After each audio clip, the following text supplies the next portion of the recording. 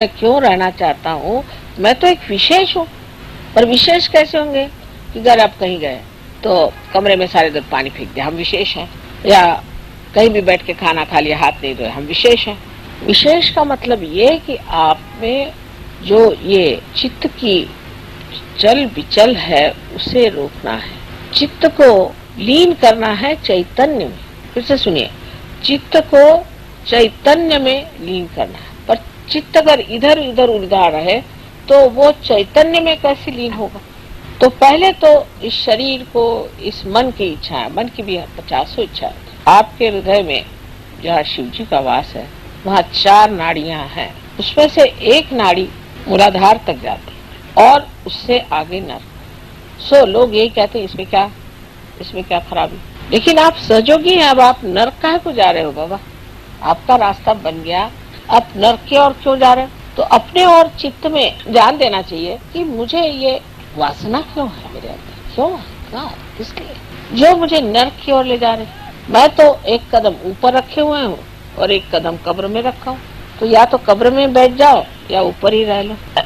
ऐसी जो लटकी हुई स्थिति है, तो अब चित्त जो है उससे कहना कि तू कहाँ भाग रहा है, नर्क के तरफ जाना चाहता है क्या।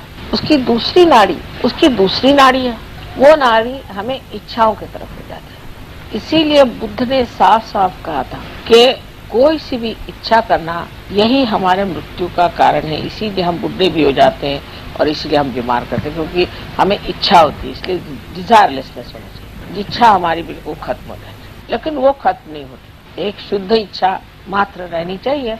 वो कैसे हो? शुद्ध इच्छा इस तरह से हो सकती है कि आप सोचे मुझे इसकी इच्छा क्यों हो रही, इस इच्छा की ओर मैं क्यों दौड़ा जा रहा हूँ। ऐसी मैंने अनेक इच्छाएं की, उससे मुझे क्या फायदा हुआ। तो जो कुछ भी मिला है उसी में आनंद मान लेना ही एक सहयोगी का कर्तव्य। अब ये हुआ, किसी को इच्छा हुई कि मैं माँ के बिल्कुल सामने जाकर बैठूं, या किसी की इच्छा होती कि हम पहले वहां जाके खड़े हो जाए। ऐसी इच्छा क्यों हुई?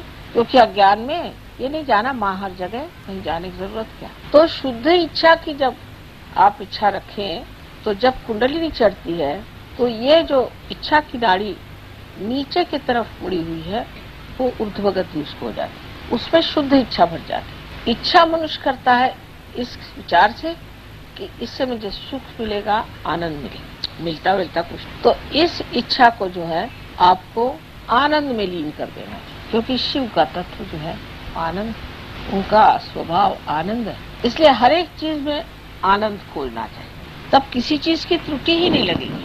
दोष देखना या हर एक चीज में